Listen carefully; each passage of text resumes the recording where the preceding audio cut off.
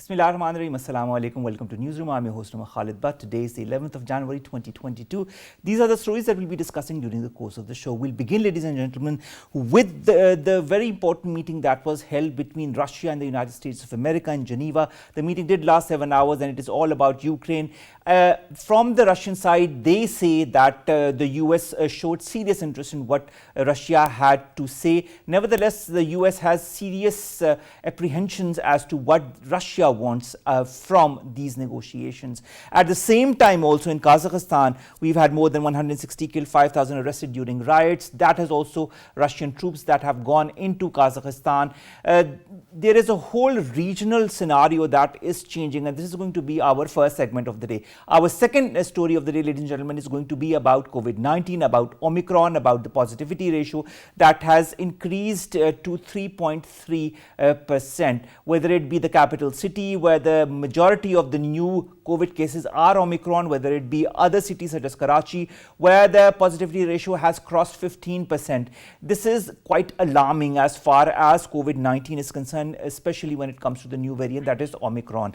Then, ladies and gentlemen, our third story is going to be about Federal Minister for Information and Technology, Syed Aminul Haq, who has said that the IT sector has contributed $3.5 billion to the country's GDP. He said this during a ceremony, of course, to establish an incubation center in Hyderabad. And our last story, ladies and gentlemen, concerns the Khyber Pakhtunkhwa Forest Department that has hired female Nagibans or forest guards to mobilize and educate the community to support the forest conservation and, of course, disregarding the tree cutting culture that is quite rampant inside the country. At the same time, it gives women more opportunities to contribute to Pakistan's economy. Let's begin with our first segment, ladies and gentlemen, that concerns the tensions between the US and Russia over Ukraine. More in the following report.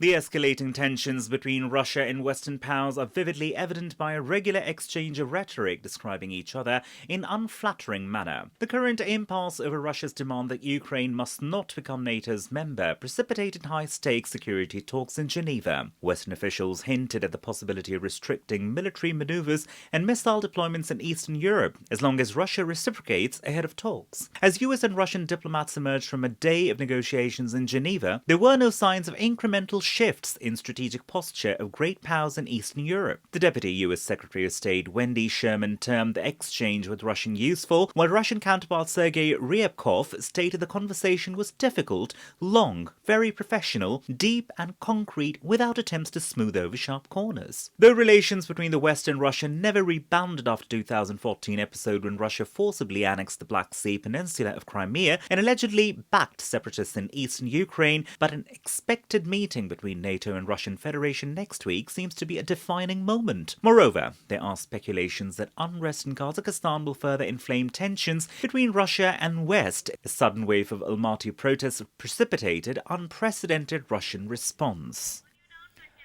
Now, to discuss these regional tensions, especially with respect to Russia and the United States of America, whether it be concerning Ukraine or whether it be concerning Kazakhstan, we've been joined by Dr. Farah Naz, who's a foreign affairs expert in the studios. Dr. Farah Naz, thank you very much to have joined us. Dr. Farah Naz, US and Russia have more or less been at loggerheads, not since now, but since the Cold War had erupted a few decades back. Do you feel there's some kind of a leeway now that the talks are happening in Geneva? Because, 7 hours of talks, Russia says it's optimistic, the US has certain questions. At first place, I really don't see something really concrete and positive coming out, because on both sides of the border, it's like great power rivalry. And at one side, Russia is stationing its troops, like tens of hundreds of thousands of troops are stationed there. America is doing the same thing. So Ukraine, poor country, is becoming a target of great power rivalry here in the region. Now, if we look at the demographies or the demographic situation of the Ukraine, it shares border with some key states there, and it is the second largest country after Russia in the continent. So strategically and geographically, it's very important, not only for Russia, but for the entire European countries as well.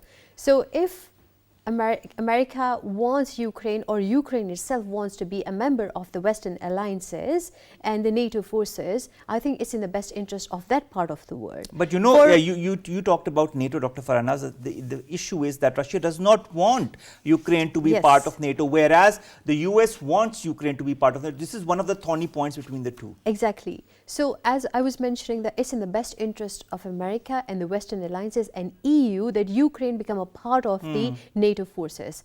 But it's not in the best interest of Russia for Ukraine to become a part of it, because it's more like a matter of security concern for Russia. And I would say it's not only Russian security concern, it's concern for the Europe security concern as well, for Ukraine and for America as well. But what does Russia have as far as Ukraine becoming a member of the NATO? What kind of concerns does it have? I won't say it's becoming a matter of ego for them, but it is really a serious strategic security concern for Russia not to let its territory go into the hands of the other powers, potentially which is America. And at the same time, we could say that Ukraine is sharing one of its borders at the Black Sea side, where Russia and Ukraine both are having its military drills there. So the situation is quite intense. When you call the situation intense, there's also the fear by the US that Russian forces might enter Ukraine. Yes. From the side where they are holding the military drills. Do you Yes. feel this is a real possibility? I think the threat is quite real. These days, we can see if we open up any media platforms, there is this discussion going on that whether the threat that is really escalating and popping up in the situation, is it really real, or is someone really making it? I can see the threat is really, really real. And it's not only now that the tensions are really escalating. I think Putin kind of dropped a hint of getting into conflict with America and Ukraine if they violate the terms and conditions that have already been set there. So Russia is determined on its stance that it will not let America station its troops there closer to the Russian border, which is clearly spelled out, the east side of it.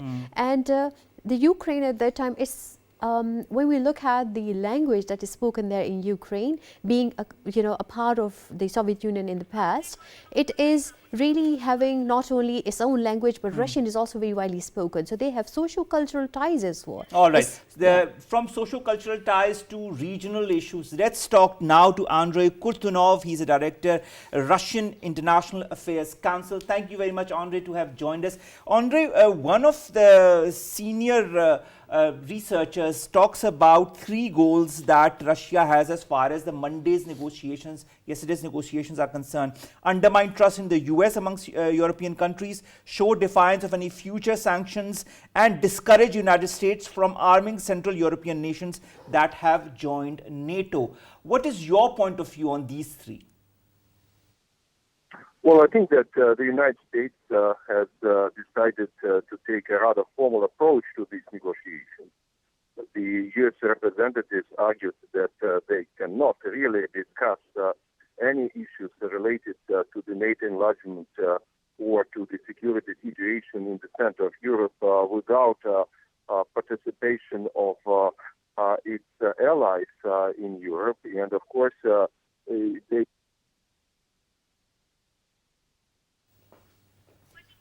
All right, Andrey, of course, there are serious tension as far as Russia and the United States are concerned, and there are different points of view that both the sides have as far as Ukraine is concerned, as far as Kazakhstan is concerned, as far as the incursion in the region is concerned. Who is right in your point of view? Well, it's a complex issue, and of course, the problem is that for 30 years, everybody tried to somehow integrate Russia into the new security architecture, and that means that Russia should be turned into a stakeholder without giving Russia veto power on major security issues. However, this dilemma was not resolved. This circle has never been squared, and that's why Russia is tempted to be a spoiler, because it is not accepted as an equal partner to the decision-making process. Now, Andrey, if Russia is not an equal partner in decision-making process, at the same time, Russia does not want Ukraine to be part of NATO. Do you feel these talks could prove to have some kind of leeway, could have some kind of progress as far as these tense or cold relations between the US and Russia are concerned? Well, I think that the issue is here how to offer Ukraine alternative security guarantees. Ukraine feels insecure, it's clear. It is concerned about relations with Russia, it's also clear, but NATO should not be the only way to provide for the Ukrainian security. And the question is whether we are in a position to offer Ukraine something that would be as good as its membership to the NATO alliance. Right. And finally, do you feel, are you optimistic about the outcome of these talks, or do you feel even more round of talks will lead to some kind of success, or will not, or there will always be a stalemate as far as the Russian and the American perspective on Ukraine is concerned? Well, I'm not too optimistic because the initial positions are really quite opposite. However, it's good that such a conversation takes place. It will be an uphill battle for both sides. But if they have political will, stamina, and patience, probably they will get to some compromise. Another thing happening on the sidelines, that is the situation in Kazakhstan. We are all witnessing it, you are as well, and of course Russian troops have been brought in for stabilizing the country as well. Do you feel that could have a kind of a rebound effect on other states in the region? Do you feel Russia will have to increase its influence in Kazakhstan and other states? Probably yes. I think that definitely we see the current developments in Kazakhstan and the renewed role of CSTO, the Collective Security Treaty Organization, that would definitely create opportunities for Russia to cement its relations with its traditional partners in Central Asia. Also, the developments in Afghanistan somehow create additional motivations for Central European states to work with Moscow. Andrey Kortunov, Director, Russian International Affairs Council, to have joined us and to have talked to us about Russia, US, Ukraine and Kazakhstan. Thank you very much, sir. Let's come back to the studios and Dr. Farah Naz. Dr. Farah Naz, I asked a question to Andrey Kortunov and I talked about the three goals that Russia has as far as its negotiations with the US over Ukraine are concerned. That concerns undermined trust in the United States among the European countries. Let's talk about the first two. Undermined trust in the US amongst European countries and defiance of any future sanctions.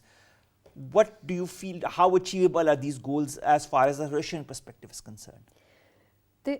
Setting out like what's called like a yardstick where we can measure that whether they are able to achieve it or not. It's a huge question mark. Right.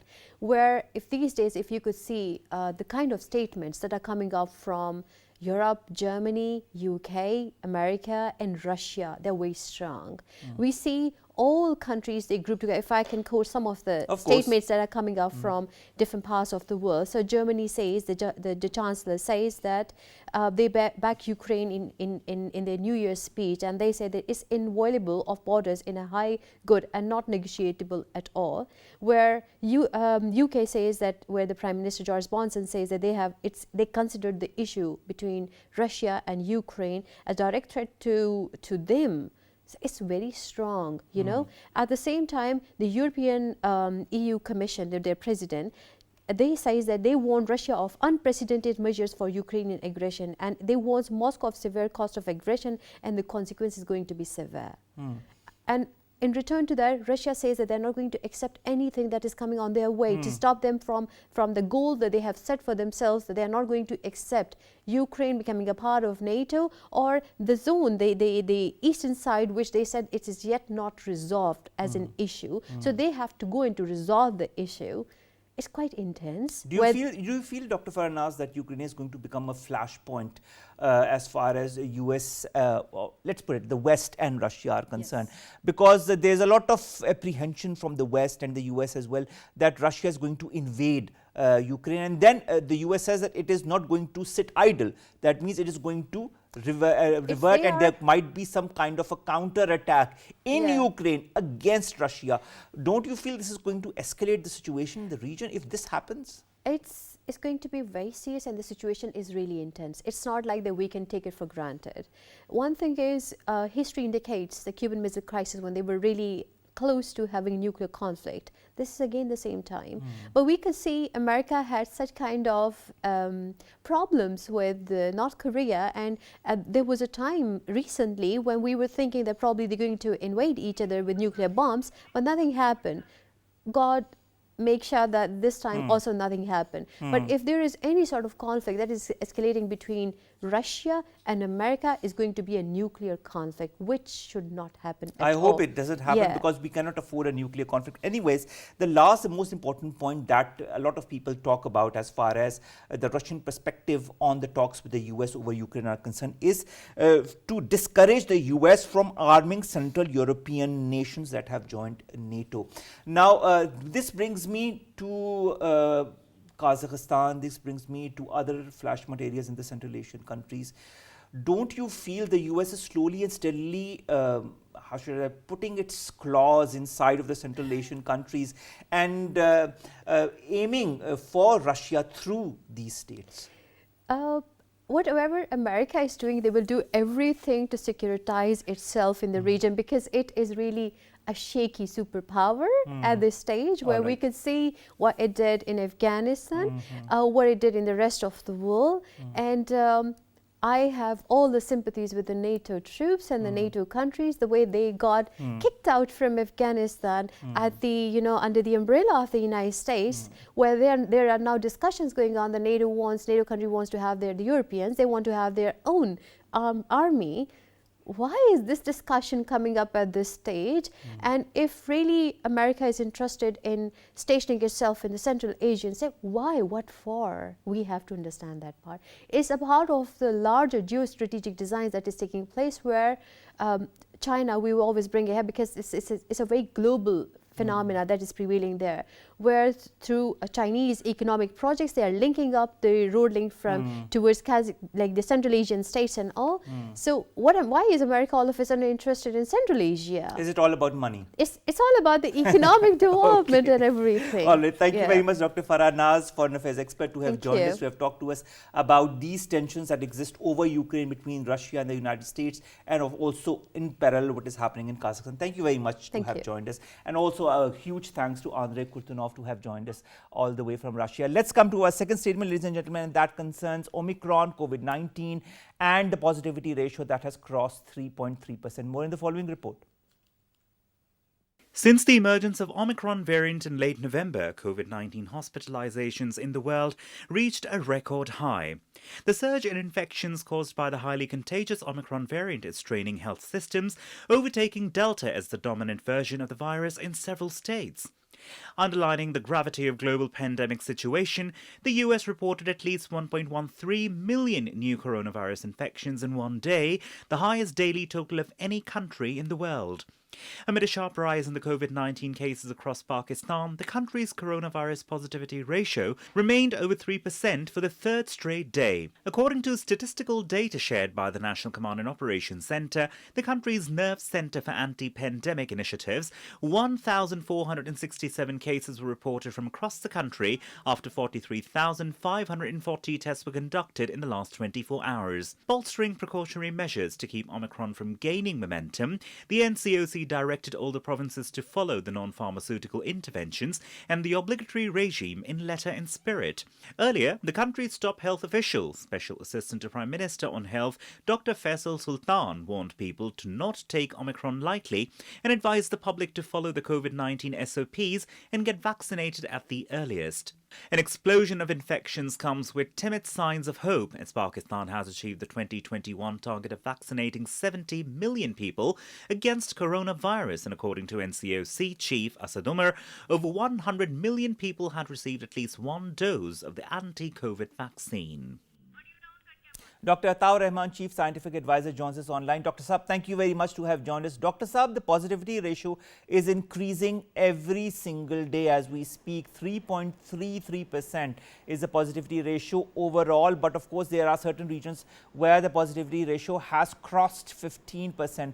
What is the basic reasoning behind it? The reason behind it is that this particular strain of virus spreads 5 times faster than the Delta virus that we were exposed to earlier. And there have been no appropriate measures to try and control it, with the result that in Karachi, for instance, the situation has gone out of control with a positivity rate of 17%. Which is by far the highest in the country. And so the situation in Karachi looks very, very grim.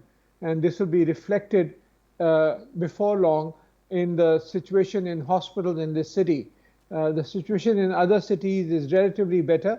In Lahore, it is about 5%. And the national average, as you said, is around little more than 3%.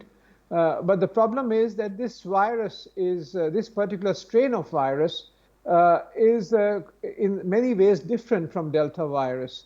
It has gone mutations at the spike proteins, you know, the little spikes that are coming out from this football-like structure. So with the result that it is binding much more strongly with human receptor cells, it is entering the human body very easily. It is deceiving the natural antibodies that are present in the human body system, and then it is multiplying and then spreading very fast. So it is a very difficult and grim situation. And while the percentage of the mortality rate is relatively less, but the actual number of deaths you will see will be much higher, because far more people are going to be affected by this particular strain than by any of the previous strains. So at least in Karachi, my strong recommendation is that they should immediately impose a lockdown in those areas which are affected. If not in the whole city, they should immediately bring in measures such as banning all marriage ceremonies and putting restrictions on marriage houses and on centers where these are taking place, also on transportation, and making of masks compulsory, as well as other restrictions that are needed. Because if this situation does not improve within a day or two, then a complete lockdown and isolation of the city will become inevitable. I'm really shocked and surprised that this action has not been taken already, as the situation is really grim in Karachi now. Dr. Saab, also Asad Umar Saab has said that more than 100 million people have been vaccinated at least once, and 75 million people have been vaccinated completely. That is to say, they have received both the jabs. Is getting vaccinated enough? Do we need to get the booster dose at the earliest? And is this vaccination plus booster dose enough, or do we need to do more? Well, the government has been trying to vaccinate as many people as possible. The other side of the coin is that about 75 million of the eligible population still remains unvaccinated, and they are exposed and vulnerable to this virus. So those who have not been vaccinated, they must get vaccinated as soon as possible, because this does give them a certain level of protection, at least from serious illness. Those who have already had 4 to 6 months of their original vaccinations should get a booster dose of whichever vaccine is available. They must get a booster dose immediately in order to protect themselves and, of course, their elders. So there is no other alternative to us except to get vaccinated and to maintain social distancing. These are the only two alternatives. So schools must, of course, close down, as well as colleges and universities, at least for the next 2 weeks in Karachi and perhaps in certain parts of Lahore, till the situation starts stabilizing and normalizing, because the situation, as I said, is getting extremely serious now. Dr. Saab, there are also different researchers that say that the illness from the Omicron variant is much less severe than that of the Delta variant. Is there any truth to that? You see, the number of people who are getting seriously ill from Omicron in terms of percentage is less, but the actual numbers who are getting sick is higher because many more people are being affected.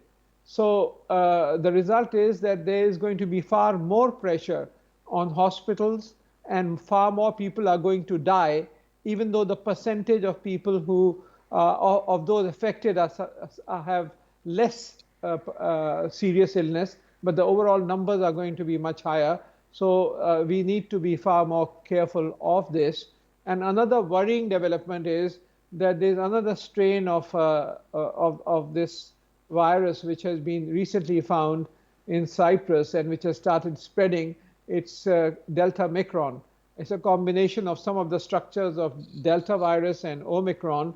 And the scientific community is extremely worried because if it combines the mortality rate of Delta with the infectivity rate of Omicron, then you will have an extremely serious problem in our hands worldwide. So that has just emerged, and let us see how that proceeds in the future.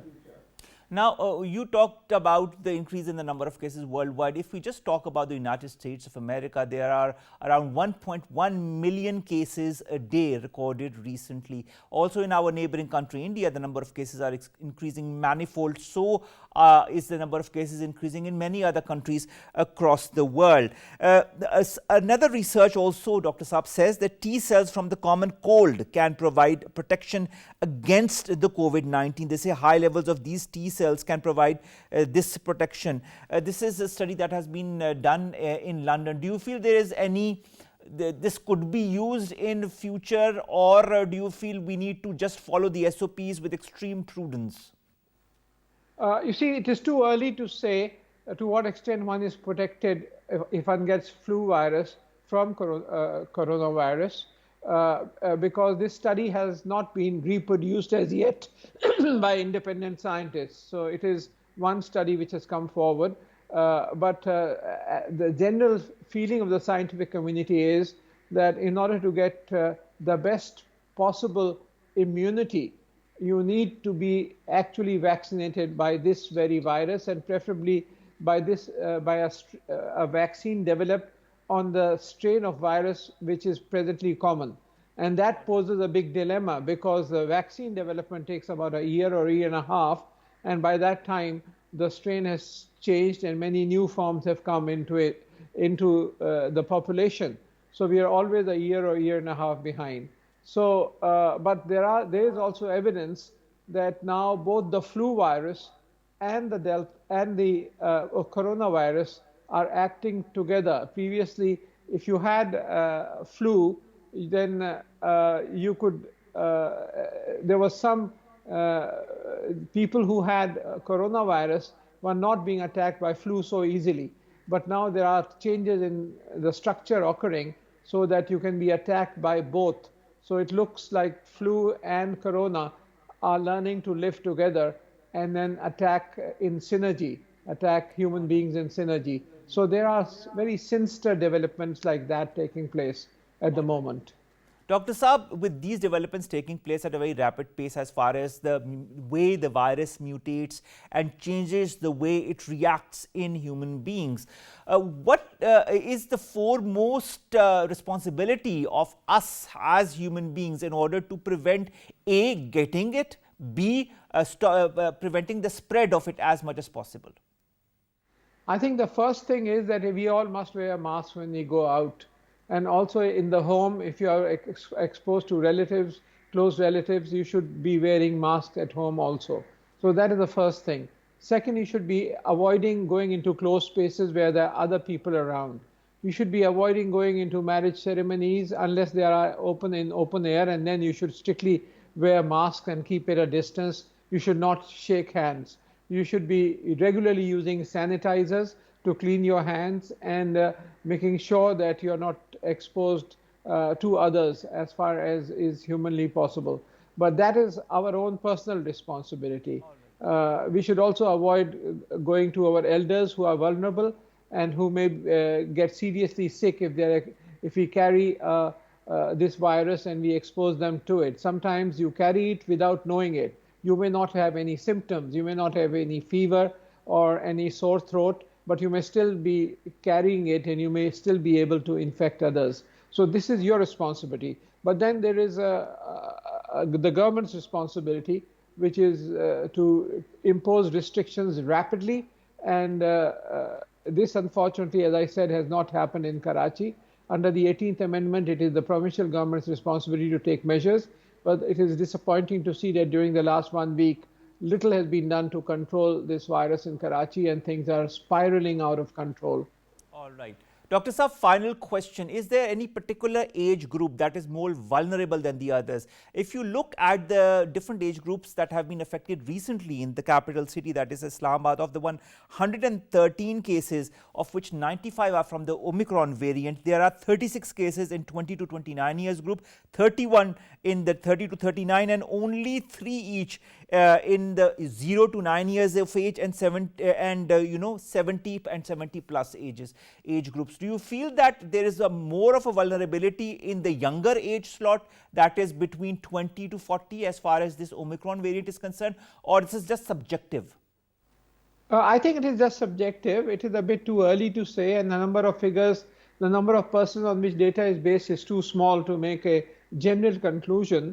Generally, the people who are not vaccinated, they are the ones who are the most vulnerable, and the age group and the numbers that you're describing probably reflect that the majority of people who are being affected have not been vaccinated, and that is why immediate vaccination is of great importance.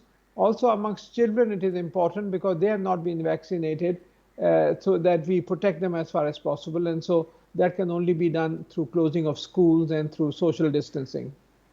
Thank you very much, Dr. Atta Rehman, Chief Scientific Advisor, to have joined us and to have talked to us about these latest developments as far as the Omicron variant is concerned, and of course the positivity ratio that is increasing as we speak, especially in cities such as Karachi. We need to be extremely careful. We need to get ourselves vaccinated and follow the SOPs. Last two stories, let's do them very quickly. The first is Federal Minister for Information and Technology, Syed Aminul Haq, who has said that the IT sector has contributed $3.5 billion to the country's gross domestic product, otherwise known as GDP. He was, of course, signing a contract for the establishment of an incubation center in Hyderabad. He talked about the government's vision for digital Pakistan. He talked about how the National Incubation Center being installed in Hyderabad is going to have far-reaching implications as far as the country's economy is concerned. He also talked about the 7th National Incubation Center that was, of course, being launched in Hyderabad, in fact, Hyderabad, and this is going to